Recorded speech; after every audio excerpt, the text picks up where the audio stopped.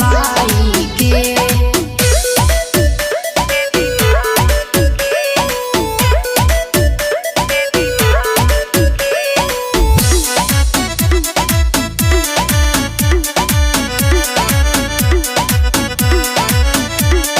देवी मैया के करब पूजनवा जी, 9 दिन नवमी में भूखल रहब जी।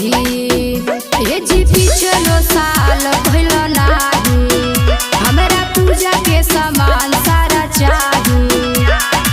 आरती उतारब घिउ दिया बारब सिरवा झुकाई के। तो वही जैसे ले ललकी चुनरिया जाके चढ़ाई देवी माई के। वही जैसे ले ललकी चुनरिया जाके चढ़ाई देवी माई के।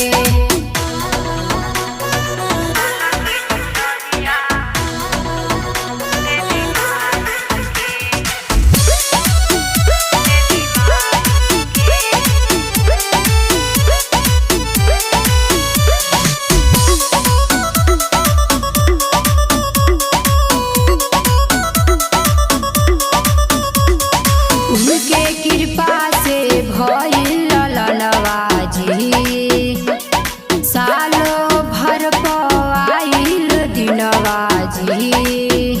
ये जीरा मुहर केस बात मानी, सब संभाली है खुशबू बात जानी।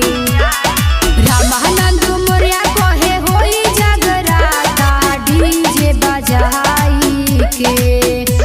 तो वही जैसे ले ललकी चुनरिया जाके चढ़ाई देवी माई।